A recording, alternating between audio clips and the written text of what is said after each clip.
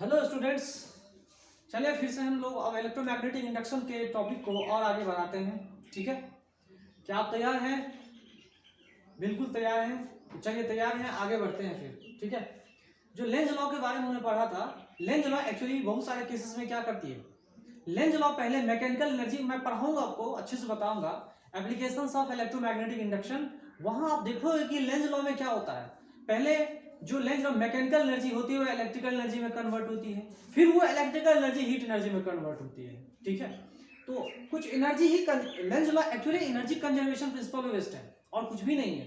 बार बार मैं यही आपको बोल रहा हूँ, फिर मैं बोल रहा हूँ। ठीक है, तो चलिए स्टार्ट करते हैं। इंडक्टर से जुड़ा हुआ टॉपिक है, तो इंडक्टेंस जुड़ा हुआ टॉपिक है, तो सेल्फ इंडक्टेंस कुछ चीजों का हम लोग जान लेते हैं। सेल्फ इंडक्टेंस अभी हम करंट कैरिंग कॉइल का जानेंगे और करंट कैरिंग सोलेनोइड का जानते हैं। ठीक है, तो देखिए एक इंडक्टर का सिंबल ऐसा होता है, कोई भी सर्किट कोई भी कॉन्फ़िगरेशन जहां पे इंडक्टेंस है, जिसका अपना कुछ इंडक्टेंस है, उसका सिंबल हम उसको इस तरह से रखते हैं, जिसको आप आइडियल इंडक्टर भी कह सकते हैं। एज्यूम किया जाता है, अगर अगर वो ऐसा कुछ आपके क्वेश्चन में मेंशन नहीं कुछ किया हुआ है तो आप उसको आइडियल इंडक्टर मान लोगे। तो ये आइडियल इंडक्टर है क्या? What do you mean by ideal inductor? ये आइडियल इंडक्टर क्या होता है, पहले उसके बारे में समझते हैं। Ideal inductor, an inductor which has zero resistance but has some considerable inductance is known as an ideal inductor. Ideal inductor क्या होता है? आइडियल इंडक्टर ऐसी कॉन्फ़िगरेशन है, सर्किट है या इंस्ट्रूमेंट है, ठीक है, या कॉइल है, सोलेनॉइड है, जिसकी रेजिस्टेंस अप्रोक्सीमेटली जीरो होती है। Resistance is approximately equal to zero. Approximately 100% zero नहीं कर सकते, क्योंकि 100% अगर इक्वल टू जीरो हो जाएगा तो सुपर कंडक्टर बन जाएगा। लेकिन यहाँ पे अप्रोक्सीमेटली हमने रेजिस्टेंस को इक्वल टू जीरो मान लिया है और उसकी सेल्फ इंडक्टेंस जीरो नहीं है। तो अगर रेजिस्टेंस को अगर आपने जीरो मान रखा है, इसका मतलब ये है कि वायर क्या है, ठीक है, वायर क्या है, मोटा है। इसके वजह से मोटे वायर की रेजिस्टेंस कम होती है, पतले वायर की रेजिस्टेंस ज्यादा होती है, तो उसे हम आइडियल इंडक्टर कहते हैं। ठीक है, आइडियल इंडक्टर का सिंबल वो देख लीजिए, सिंबल ऑफ एन इंडक्टर। अगर नहीं कुछ दिया हुआ है तो समझ लेंगे वो इंडक्टर का सिंबल है, जिसकी नेट जो रेजिस्टेंस है वो जीरो है और इंडक्टेंस जीरो नहीं है। ठीक है, ये बात मैंने आपको बता दिया। अब कुछ चलते हैं, सेल्फ इंडक्टेंस कैलकुलेट करते हैं। Self inductance of A current carrying coil and solenoid. Solenoid and current carrying coil का हम लोग सेल्फ इंडक्टेंस निकालेंगे। यहां देखिए सोलेनॉइड है और यहां देखिए करंट कैरिंग कॉइल है। ठीक है, तो पहले हम लोग कॉइल को समझते हैं। ये मान लीजिए करंट कैरिंग कॉइल है, एक सिंगल कॉइल है। ठीक है, यहां देखिए सिंगल करंट कैरिंग कॉइल है, जिसके सेंटर पे कितनी मैग्नेटिक फील्ड है, जिसके सेंटर पे कितनी magnetic field, mu naught I by 2r। ये कैसे आया, ये कैसे आया, ये आप लोग जानते होंगे। ठीक है, ये कैसे आया ये आप खूब जानते होंगे। Mu naught upon 4 pi 2 pi by r। This is the magnetic field at the centre of A current carrying coil. यहां पे देखिए, इसमें मान लो कुछ करंट कैरी हो रही है। ठीक है, इसमें कुछ ना कुछ करंट कैरी हो रही है, जिसका रेडियस क्या है, r है, जो हमने यहां पे एक्सप्लेन किया है। ठीक है, तो इस ये करंट कैरिंग कॉइल है, ये इसका कुछ ना कुछ एरिया भी है, इसका कुछ ना कुछ क्या है, एरिया भी है। तो मैग्नेटिक फील्ड एक कॉइल की वजह से इतना, एक कॉइल की वजह से इतना, तो अगर ऐसे ऐसे हमने n कॉइल्स रख दिए तो कितना, अगर हमने ऐसे ऐसे n कॉइल्स हमने रख दिए तो फिर कितना, अगर हमने ऐसे ऐसे n कॉइल रख दिया, total number of coils is equal to n, तो total magnetic field at the centre कितना होगा, mu naught upon I by 2r into capital N, where n is the total number of turns of the coil. जो coil है उसके total number of turns capital N है। ठीक है, चलिए mu naught I by 2r, इतना तो बात समझ में आई। अब क्या करेंगे हम लोग, अब हमें निकालना है मैग्नेटिक फ्लक्स, जो ये मैग्नेटिक फील्ड है। ठीक है, जो ये मैग्नेटिक फील्ड है सेंटर पे, अगर मान लो इस करंट कैरिंग कॉइल में करंट को हम घटाते हैं, बढ़ाते हैं, करंट को हम चेंज करते हैं, तो ही मैग्नेटिक फ्लक्स चेंज करेगा। ठीक है, मैग्नेटिक फ्लक्स एक्चुअली क्या होता है, तो मैग्नेटिक फ्लक्स को हम लोग कैसे डिफाइन करेंगे, मैग्नेटिक फ्लक्स लिखते हैं L इंटू आई लिखते हैं ना। ठीक है, तो एक कॉइल की वजह से मैग्नेटिक फील्ड सेंटर पे, तो हमने लिखा mu naught I by 2r, तो बहुत सारे कॉइल्स हो गए, तो mu naught I by 2r into n। ठीक है, तो हमने इतना मैग्नेटिक फील्ड लिखा। ठीक है, कोई दिक्कत नहीं है। तो अब बताइए कि सेल्फ इंडक्टेंस कितनी होगी, सेल्फ इंडक्टेंस कितनी होगी वो बताइए। तो मैग्नेटिक फ्लक्स कितनी होगी वो पहले बताओ, मैग्नेटिक फ्लक्स कितनी होगी वो बताओ। तो मैग्नेटिक फील्ड ये देखो अलग टॉपिक है, ये अलग टॉपिक है। तो यहाँ मैग्नेटिक फील्ड जो है वो कितनी है, बहुत सारे टर्न्स के वजह से कितनी है, mu naught I into N divided by 2r। ये एक कॉइल की वजह से नहीं है, बहुत सारे एन टर्न्स है इसके वजह से है, ठीक है।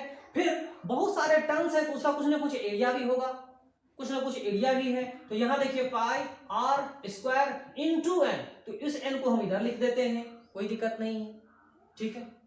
उस एन को हमने इतना लिख दिया, कोई दिक्कत नहीं है। तो अब क्या ये आ रहा है, अब ये कितनी वैल्यू दे रही है वो देखिए, एक आर से एक आर कट के आ रहा है, ये कितना आ रहा है, म्यू नॉट, सजा के देखते हैं, mu naught M square pi are by 2, ठीक है। ये कितना आ रहा है, mu naught N square pi are by 2। ये इतनी जो है क्या है, ये क्या है, और हमने करंट को यहां पर छोड़ दिया, ठीक है। यहां पे हमने क्या कर दिया, करंट को छोड़ दिया। अगर इस इक्वेशन को हम इससे कंपेयर करेंगे, इस इक्वेशन को इससे कंपेयर करेंगे तो L is equal to this. L कितना है, L इतनी है। L की वैल्यू जो है, सेल्फ इंडक्टेंस की वैल्यू जो है वो कितनी आ रही है, mu naught N square pi are by 2, ठीक है। तो L की वैल्यू किस पे डिपेंड करती है, नंबर ऑफ टर्न्स पे डिपेंड करती है, directly proportional to number of turns and radius of the coil. अगर नंबर ऑफ टर्न्स ज्यादा है तो उसका सेल्फ इंडक्टेंस ज्यादा होगा। अगर हमने नंबर ऑफ टर्न्स को 2 टाइम्स कर दिया तो सेल्फ इंडक्टेंस 4 गुना हो जा रहा है। नंबर ऑफ टर्न्स को हमने 3 गुना कर दिया तो सेल्फ इंडक्टेंस 9 गुना हो जाएगा। नंबर ऑफ टर्न्स को 3 गुना कर दिया तो कितना होगा, 3 टाइम्स का 9 गुना हो जाएगा ना, 4 गुना कर दो 16 गुना हो जाएगा, ऐसा हम कर सकते हैं। रेडियस भी डायरेक्टली प्रोपोर्शनल है। अगर रेडियस को 2 गुना कर दिया और नंबर ऑफ टर्न्स को कांस्टेंट रखा तो 2 टाइम्स रेडियस, सेल्फ इंडक्टेंस क्या हो रहा है, बढ़ रही है। सेल्फ इंडक्टेंस या नॉर्मली इंडक्टेंस, ठीक है। सेल्फ इंडक्टेंस इसलिए बोल देते हैं क्योंकि वहां पर क्लियर कट हो जाता है, ये म्यूचुअल इंडक्टेंस नहीं है, ठीक है। Mu naught N square pi are by 2, ये ज्योमेट्रिकल फैक्टर्स पे डिपेंड करता है, इस चीज को आप लोग देख लीजिए। तो L depends on number of turns and radius, ये दो चीजों पे ये डिपेंड करती है, ठीक है, ओके।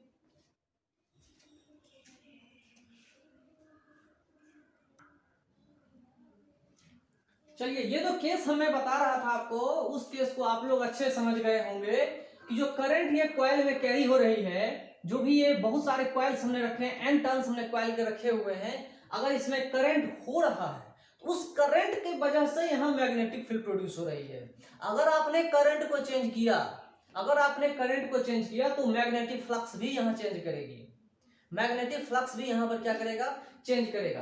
तो हमें अभी उससे कोई लेना देना नहीं है, हमें अभी क्या पता करना है, सेल्फ इंडक्टेंस इसकी कितनी है वो हमें पता करना है। तो सेल्फ इंडक्टेंस पता करने के लिए मैग्नेटिक फ्लक्स निकालना पड़ेगा।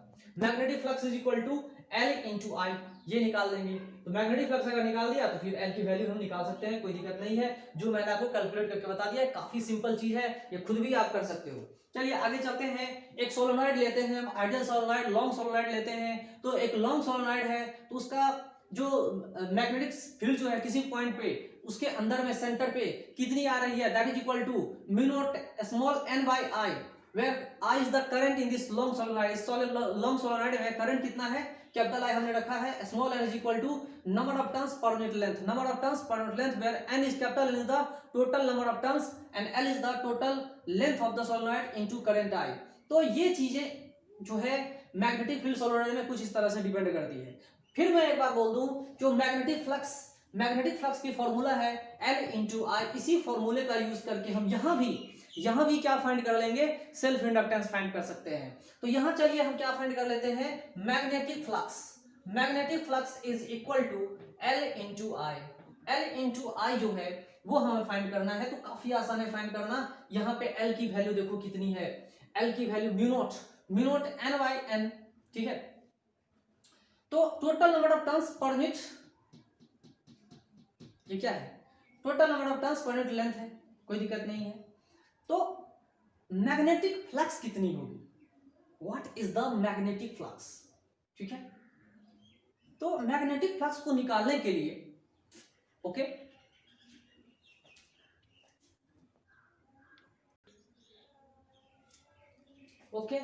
चलिए यहाँ पे हमने मैग्नेटिक फ्लक्स निकाला, तो एक टर्न से जुड़ा हुआ मैग्नेटिक फ्लक्स कितनी होगी, एक टर्न से जुड़ा हुआ मैग्नेटिक फ्लक्स कितनी होगी उसको भी हम लोग लिख सकते हैं। ठीक है, एक टर्न से जुड़ा हुआ मैग्नेटिक फ्लक्स कितनी होगी, तो हम मैग्नेटिक फ्लक्स यहाँ पे लिखेंगे mu naught into total number of turns per unit length small n into I, ठीक है, into pi r square, pi r square where small r is the radius of the solenoid. ठीक है, ये दिख नहीं रहा है ना, ये स्मॉल r है, इसकी जो रेडियस है यहां से यहां, ये स्मॉल r हमने वैल्यू रख दिया है।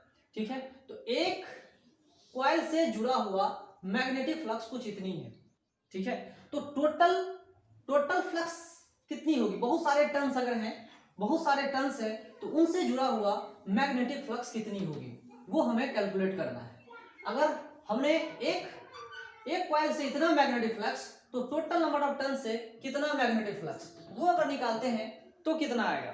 तो एक टर्न का पायर स्क्वायर, तो बहुत सारे टर्न्स अगर हम लेते हैं, या मान लीजिए इसका लेंथ हमने स्मॉल एल, यहां से यहां तक हमने स्मॉल एल ले रखा है। ठीक है, तो इस टर्न्स में टोटल नंबर ऑफ टर्न्स कितने हैं, तो उसको हम लिख सकते हैं कितना होगा भाई, तो mu naught small n into I, ये तो है magnetic flux at the centre, और total number turns in this small l is equal to small n into l into pi r square. ठीक है, करंट को आप बाहर ले आते हैं तो ये कितना आंसर आ रहा है वो आप देख लीजिए, म्यू नॉट n स्क्वायर, ठीक है, n square pi small r square into l into आई।